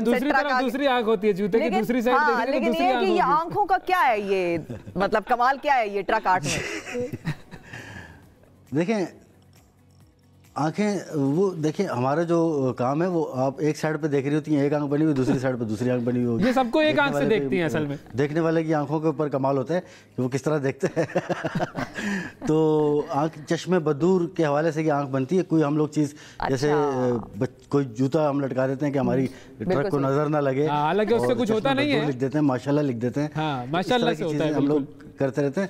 नहीं वो सबका जो होता है माशाल्लाह से होता है, बिल्कुल होता है कि तावीज़ भी लटका देते हैं, काला कपड़ा लटका देते हैं कि नजर ना लगे। हाँ, बेसिकली तो उसको अगली बना देना होता है कि भाई उसको बेचारे की शक्ल को बिगाड़ दो ताकि वो खूबसूरत ना लगे तो उसको नजर नहीं लगेगी। मसला ये है कि हमें थोड़ी सी तरबियत भी लोगों की करनी होती है ना, कि भाई अल्लाह ताला ने हमें जो चीज़ें सिखाई हैं वो चीज़ें हैं, वो दुआएं हैं, वो माशाल्लाह या जो सूरह फलक सूरह नास उनसे जो है वो नज़रें हटती हैं। बाकी ये कागज़ों से और कपड़ों से और जूतों से नज़रें हटती तो फिर क्या ही बात थी। फिर तो मतलब हम पाकिस्तान पे एक जूता लटका दें कि उसे नजर ना लगे। जिस तरह हम लोग हर काम करने से पहले बिस्मिल्लाह पढ़ते हैं, इसी तरह ट्रक पे सबसे पहले हम मक्का मदीना बनाते हैं और अल्लाह माशाल्लाह या अल्लाह या रसूलुल्लाह इस तरह की चीज़ें हम लिखते हैं। पहले आयत कुरानी आयत सब लिखते हैं। सबसे पहले स्टार्ट ही हमारा बिस्मिल्लाह से होता है ट्रक आर्ट। अच्छा, ये गाड़ी की तस्वीर चल रही है, ये गाड़ी जो है जो कराची से लेके किसकी है और ये गाड़ी पूरी किसने पेंट करवाई आपसे ट्रक आर्ट पे? ये मैंने सेंट पीटर्सबर्ग फ्लोरिडा में मैंने पेंट किए। आर्ट कारमाडा इनके लिए मैंने पेंट की थी। शाइन फेस्टिवल एक होता है वहाँ पे, उनके लिए मैंने सेंट पीटर्सबर्ग में पेंट की है ये गाड़ी। और भी काफ़ी गाड़ियाँ मैंने पेंट की हैं अमेरिका के अंदर और जर्मनी, यूरोप, इंग्लैंड, बहुत सी जगहों पे मैंने पेंट की गाड़ी। ज़बरदस्त, बेहतरीन। और आप जिस तरह के आपने बताया कि शेर भी लिखे, जैसे प्यार ते करना पर तनख्वाह थोड़ी है, हम चले दुश्मन जले, फासला रखें वरना प्यार हो जाएगा। ये तुमने दुनिया जलती रहेगी, शहजादी चलती रहेगी, ना फासला रखा। ये तुमने कैसा राब्ता रखा, ना पास आए ना फासला रखा, ना राब्ता रखा। वाह वाह, क्या बात है, जबरदस्त जी। अच्छा, जी दिल भरा फरोख्त, कीमत सिर्फ एक मुस्कुराहट। तो हमारा ये जो ट्रक आर्ट है ये मोहब्बत और प्यार पहुंचाता रहता है। जो प्यार से देखता है उसके लिए प्यार, जो प्यार से नहीं देखता उसके लिए जो मर्जी वो समझ ले। हाँ, देख मगर प्यार, देख मगर प्यार, शौक पूरे करते रहते हैं हम ट्रांसपोर्टर, अपने शौक पूरे करते रहते हैं। सही। और ये भी होता है वक्त ने एक बार फिर दुल्हन बना दिया, ये भी होता है। अच्छा जी, वो तो जब ट्रक दोबारा रीपेंट होते हैं तो उस पर हम लिखते हैं वक्त ने एक बार फिर दुल्हन बना दिया। और हम लोग लिखते रहते हैं, हम लोग नहीं हटते। हम लोग तो ये बस अपना अमन का पैगाम, प्यार का पैगाम, मोहब्बत का पैगाम पहुंचाते रहते हैं। हाँ, ये पढ़ने वाले के ऊपर डिपेंड करता है। आखिरी सवाल मैं करूंगा, या उसको सबसे ज्यादा किसकी तस्वीर बनाने की डिमांड आती है ट्रक के पीछे या ट्रक आर्ट पर? सबसे ज़्यादा अपना जलाल चांडियो साहब हैं, हमारे जो गुलूकार हैं, अताउल्ला खान साहब हैं, उनकी फरमाइश आती है। और जो ममता कुलकर्णी, उनकी फरमाइश ज़्यादा आती है। अच्छा, वाह, पुराने ज़माने में ममता कुलकर्णी पे पहुंच गए, उनकी भी फरमाइशें आ रही हैं। हमने तो देखा है कि राहील शरीफ साहब, मुझे याद है, और भी मैं नाम नहीं बताना चाह रहा, और भी बहुत सी चीज़ें बनती है। तो आप नाम बता दें, नई एक्ट्रेस भी बनती है, नई एक्ट्रेस बनती है। हमने तो आपसे गैर सियासी सवाल पूछा है कि किसकी डिमांड ज्यादा आती है। अब वो जिसकी डिमांड आती है कौन करता है, हमें क्या पता उससे लेना देना क्या है, बस आप नाम बताएं उसका। हाँ, नहीं सबकी बनती है। जैसे हमारे जो सियासतदान हैं उनकी भी बनती है, और मोहतरमा बेनज़ीर भुट्टो साहबा की भी बनती है, इमरान खान की भी बनती है, और सरदार जो हमारे मुख्तलिफ कबीलों के सरदार हैं जिनके ट्रक होते हैं, अताउल्ला खान साहब मैंगल, उनकी बनती है, सनाउल्लाह ज़हरी साहब की बनती है, और अकबर बुख्ती साहब की बनती है, और भी काफ़ी जो जिसके पसंद के लोग हैं उसकी बनती है। जैसे शाहिद अफरीदी साहब हो गए, उनकी तस्वीरें बनती हैं। बल्कि पिछले दिनों मैंने त्यारे पे अभिनंदन की भी बना दी थी।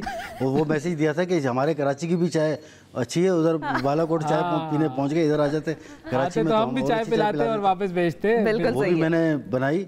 जबरदस्त, बहुत शुक्रिया अदा करेंगे हैदर अली साहब आपका। और कराची हम आएंगे तो आपके पास ज़रूर आएंगे ताकि आपका जो ये पूरा ट्रक आर्ट का सेटअप है ये हम देखें, और हम अल्लाह से ये भी दुआ करते हैं कि हमें भी उस बुलंदी पर पहुंचा के हमारे भी ट्रक आर्ट ट्रकों के पीछे लगे हुए हों। जी बहुत शुक्रिया हैदर साहब, बहुत शुक्रिया, वक्त दिया आपने। नाज़रीन, वक्फा लेते हैं इस दुआ के साथ कि हम भी ट्रक आर्ट पर आएँ।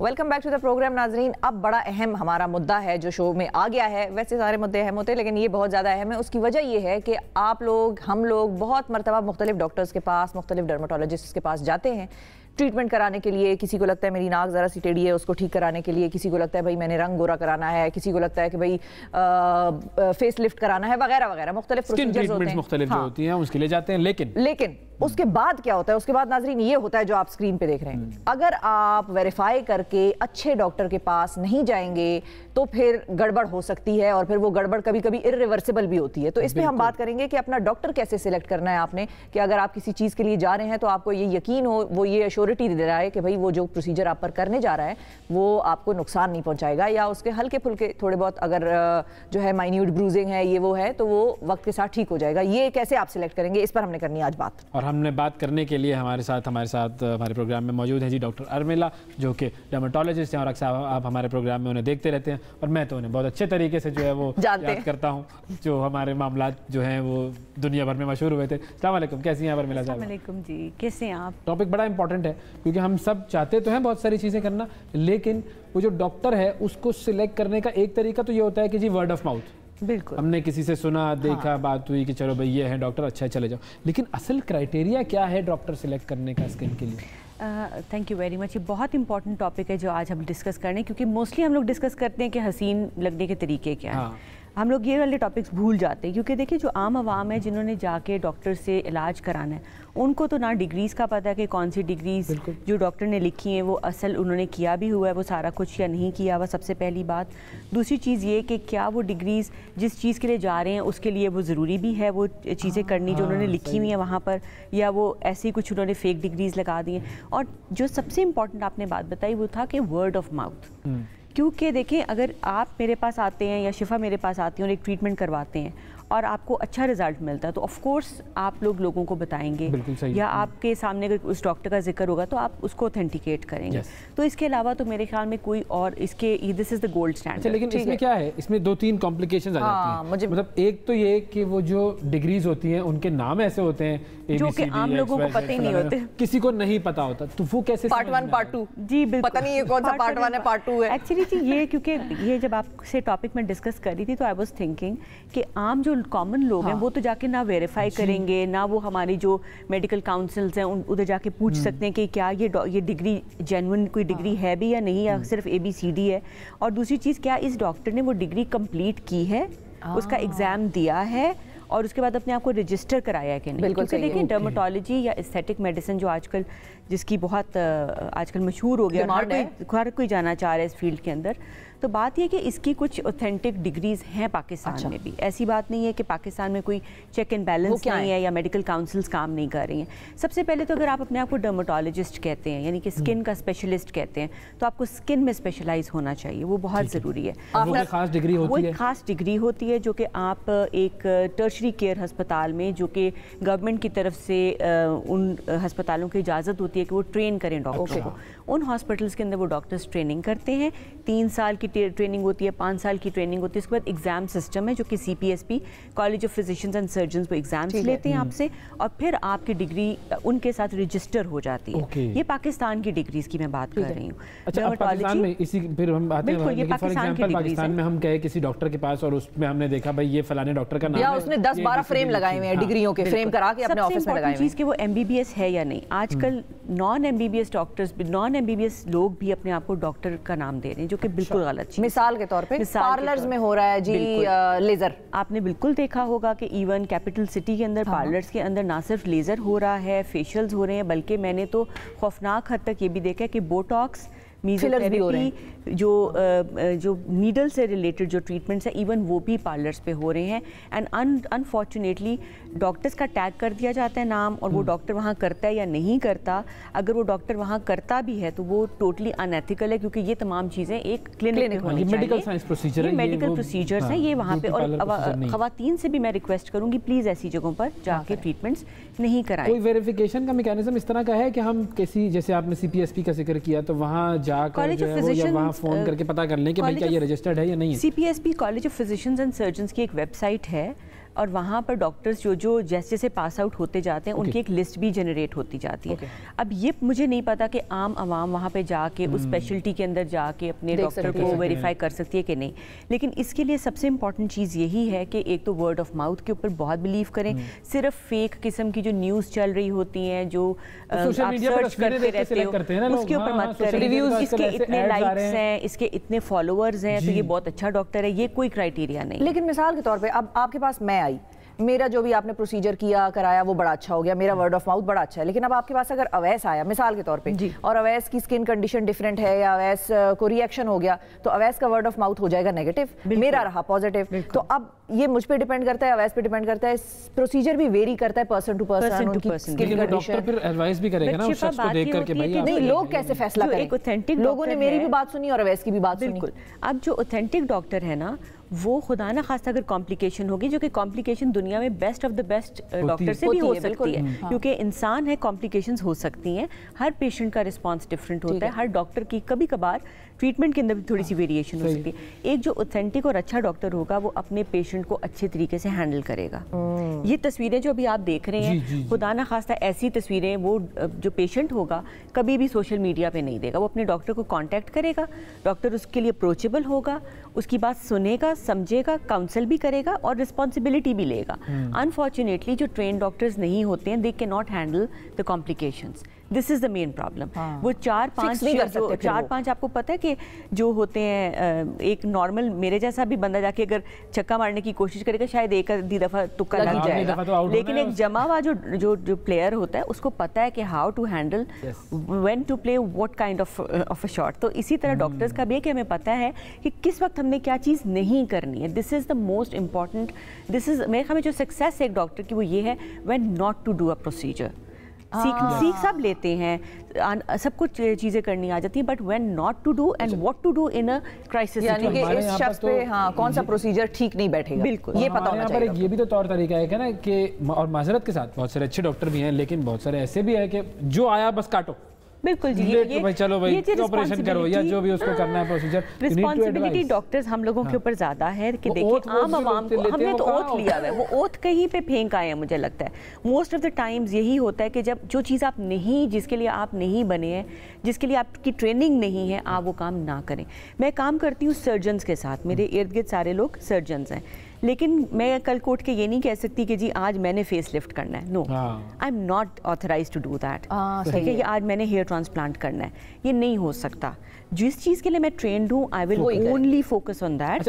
द मिनट कोई ऐसी चीज़ आती है जो बियॉन्ड होती है, आगे नेक्स्ट रेफर कर दें, या कोई कॉम्प्लिकेशन हुई है तो अनफॉर्चुनेटली हमारे डॉक्टर्स भी डिस्कस करना पसंद नहीं करते सीनियर्स के साथ। सीनियर से डिस्कस कर लें जिधर आपकी ट्रेनिंग हुई हुई है। बिल्कुल सही। ये बहुत जो आपने तस्वीर हमारे साथ शेयर की थी, मैं चाहूंगा कि उनके बारे में थोड़ा सा बताएं कि ये क्या हुआ था। ये तो मेरा ख्याल है कोई फिलर है, लग जाएगा पिछली तस्वीर और थोड़ा सा, ये तो जी एक तस्वीर से लेकर चलते हैं। ये बच्चा है, इसको स्टेरॉइड का बहुत ज्यादा यूज कराया गया, छोटा सा बच्चा है, एक्जिमा कंडीशंस के साथ बच्चे आते हैं, ड्राई स्किन कंडीशंस के साथ आते हैं, और एक डॉक्टर जो जीपी डॉक्टर हैं एमबीबीएस डॉक्टर हैं, लेकिन क्योंकि उनको बच्चों का नहीं पता कि बच्चों का इलाज में कितनी स्टेरॉइड दी जा सकती है, कब ख़त्म करनी है, कब स्टॉप करनी है, नॉन स्टॉप तरीके से वो अनस्टॉपेबल तरीके से वो बंदा इसको स्टेरॉइड्स के शॉट्स देता गया, क्रीम्स भी देता गया। इवन बच्चों की स्किन इतनी नाजुक होती है कि वहाँ से जो टॉपिकल स्टेरॉइड लगाने वाली क्रीम है वो भी इतनी ज़्यादा एब्जॉर्ब हो जाती है कि उनको ये कुशिंगॉइड फेस वगैरह डेवलप हो सकता है, और सारे स्टेरॉइड के साइड इफेक्ट्स बच्चों को आने लग जाते हैं। बिल्कुल ठीक। अगली तस्वीर पर आइए जी, बताएं अगली तस्वीर। ये अब ये जो है देखिए, यहाँ पर स्टेरॉइड का ओवर यूज़ है कि कोई फंगल इन्फेक्शन था उसके ऊपर वो बार बार स्टेरॉइड क्रीम लगाती रही है, फंगस ट्रीट नहीं हुई है बल्कि वो और उधर की स्किन भी इरिटेट हो गई है, ज़्यादा डैमेज हो गई है, और वो इन्फेक्शन प्रोन स्किन हो जाती है और ज़्यादा उसके ऊपर फंगस मज़ीद फैल जाती है और वो बहुत डिफिकल्ट टू ट्रीट हो जाती है। नेक्स्ट बताएं जी। स्टेरॉइड्स तो खैर खतरनाक भी हैं और अच्छे भी हैं। ये मेलाज्मा या पिगमेंटेशन ट्रीटमेंट के लिए गए हैं, लेकिन उसके अंदर भी आप देखें कि बजाय इसके कि वो इम्प्रूवमेंट की तरफ जाए वो और ज़्यादा ख़राब हो गए, क्योंकि देखिए हर स्किन के ऊपर लेज़र नहीं करने की ज़रूरत होती है, हर स्किन लेज़र बर्दाश्त नहीं कर सकता क्योंकि वो ऑलरेडी सेंसिटाइज्ड या फोटो सेंसिटिव स्किन होती है, इरिटेटेड स्किन होती है, तो आपको बहुत माइल्डली ट्रीट करना पड़ता है कभी कभार। नेक्स्ट जी, ये अब ये वही वाली चीज़ है कि सेम एक्नी के लिए गए होंगे या रोजेशिया के लिए गए होंगे, तो उसके भी ओवर यूज़ की वजह से ये मेरे ख्याल में ये बर्न हुआ हुआ है, कोई केमिकल बर्न हुआ हुआ है, जिस तरह से केमिकल्स वगैरह अप्लाई करते हैं स्किन को पील ऑफ कराने के लिए या पेडिक्योर वगैरह पे कोई क्रीम लगाई है या वाइटनिंग की जो ट्रीटमेंट्स होती है उसमें आप बाकायदा छाले बने हुए देख रहे हैं, ये इस तरह की चीज़ हो जाती है। और यही बात है कि जब नहीं आप ऐसी जगह पर जाएंगे तो फिर मसले होंगे। नेक्स्ट पर आए जी, नेक्स्ट पर आए। बिल्कुल ये लेज़र के साथ सारा बर्न हुआ है, बल्कि ये लेज़र नहीं है, ये IPL का प्रोब होता है जो कि इंटेंस पल्स लाइट होती है, लोग उसको लेज़र समझ के चले जाते हैं और डॉक्टर्स का भी फॉल्ट या उस सेंटर का भी फॉल्ट है कि वो उसको इस तरीके से सेल कर रहे होते हैं कि लेज़र है। ये IPL के प्रोब के निशान है, जहाँ जहाँ वो प्रोब लगा है लेज़र के लिए या IPL के लिए, हेयर रिमूवल के लिए, वहाँ स्किन बर्न होकर पूरी की पूरी जल गई है, उतर गई है। और यहाँ पर ये वाला जो है ये भी मेरे ख्याल में पीलिंग, फेस पीलिंग की पिक्चर है, जिसके अंदर पीलिंग के बाद वहाँ पे ब्लिस्टर्स बने और उसके बाद आप देख रहे हो कि पोस्ट इन्फ्लेमेटरी हाइपर पिगमेंटेशन, मतलब कि बाद में मज़ीद गहरे निशान, और जो बर्न के निशान थे वो इतने डीप हो गए कि वहाँ पे स्कारिंग हो गई। अगर आप इस फोल्ड के अंदर देखें तो स्कारिंग हुई हुई है बाकायदा। नेक्स्ट दिखाएं जी।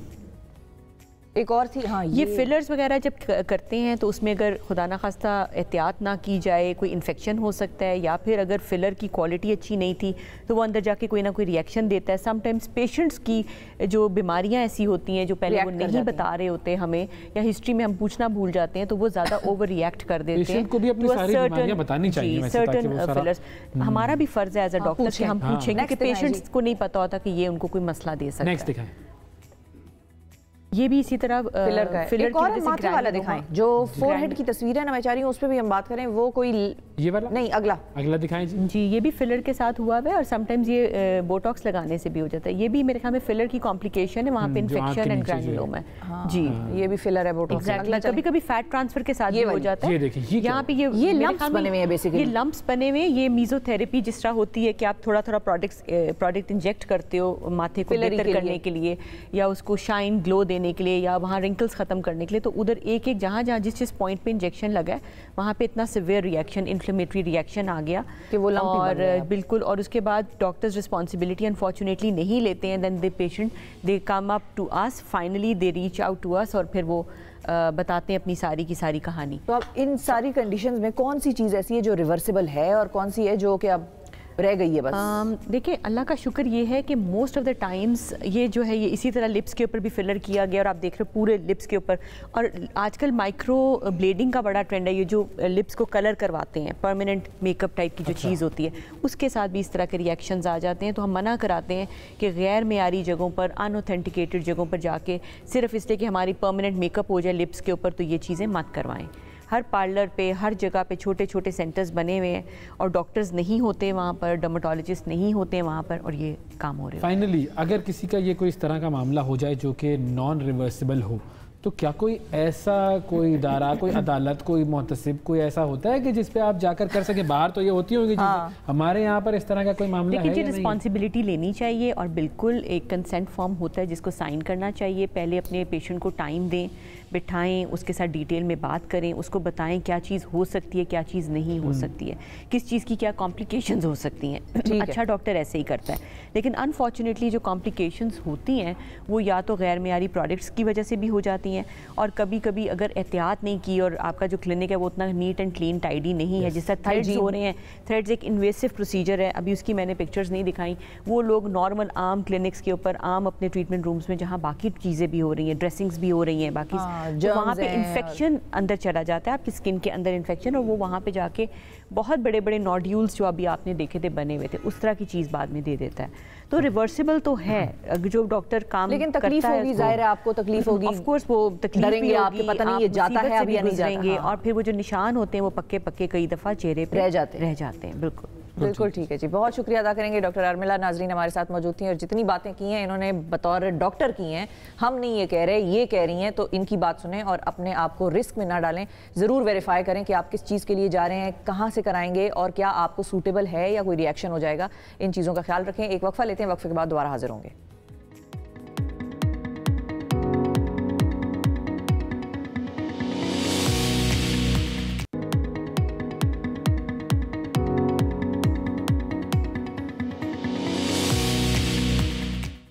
Welcome back to the programme नाजरीन। इस्लामाबाद के सेक्टर E11 में जोड़े की वीडियो सोशल मीडिया पर अपलोड करने के मुकदमे में मुतासरा लड़की ने मरकजी मुलजिम उस्मान मिर्जा समेत दीगर मुलजिमान को शनाख्त करने से इनकार कर दिया है। लड़की की जानिब से एक बयान हल्फी जमा करवाया गया जिसमें कहा गया कि इस मुकदमे में जो मुलजिमान नामजद और गिरफ्तार हैं ये वो लोग नहीं हैं जो वीडियो में नज़र आ रहे हैं।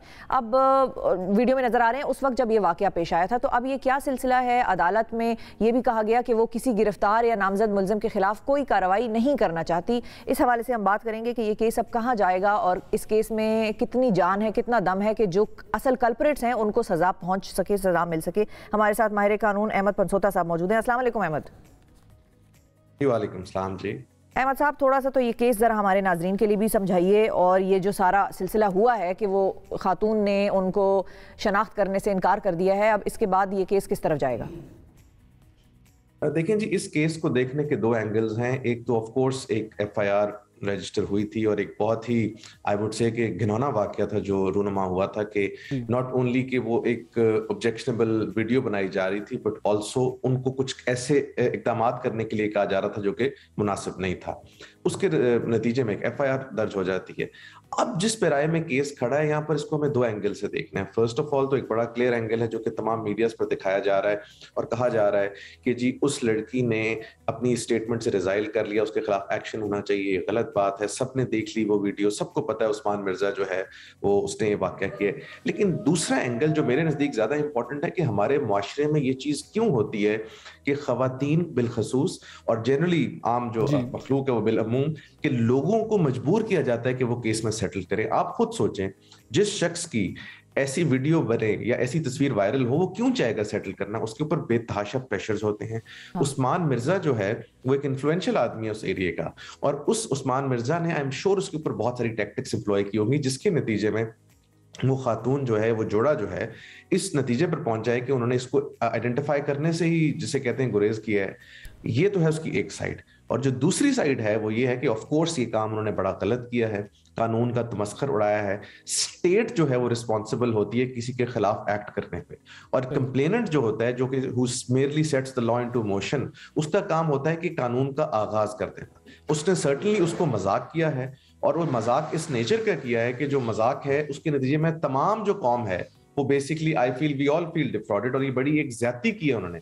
उसकी जो पनिशमेंट्स हैं under criminal procedure code section 191 है, 2 है, 3 है, ये एक फॉल्स टेस्टिमनी में आता है, एक झूठी गवाही देने के मुतरादिफ है क्योंकि वो एक स्टार विटनेस है अपने केस की। अगर वो ये विटनेस स्टेटमेंट दे रही हैं तो उन्होंने बिल्कुल गलत किया है और मेरा ख्याल है स्टेट को खुद प्रोसिक्यूट करना चाहिए ताकि दोबारा ऐसा वाकया ना हो। लेकिन वही बात है कि अगर फॉर एग्जाम्पल उस पर प्रेशर है और जाहिर है हमारे मुल्क में हम सबको पता है कि एक आम आदमी प्रेशर नहीं बर्दाश्त कर सकता क्योंकि उसके पास कोई ऐसी बैकिंग नहीं होती, कुछ नहीं होता, जबकि जो इन्फ्लुएंशियल क्रिमिनल्स होते हैं सो कॉल्ड, शाहरुख जतोई के केस में आप देखें वो कुछ भी करके जो है वो आराम से बाहर निकल जाते हैं। तो ऐसी सूरत में जैसे वो सुओ मोटो होता है जो कि चीफ जस्टिस ले लेते हैं या अदालत के जज साहिबान ले लेते हैं, क्या वो ऑप्शन लिया जा सकता है या हुकूमत जो है वो कर क्या सकती है? क्योंकि अगर इस तरीके से इस लड़की के बयान को हमने कह दिया कि ये अब एक झूठा बयान है तो फिर तो वो लड़की फिर कल्प्रिट बन गई।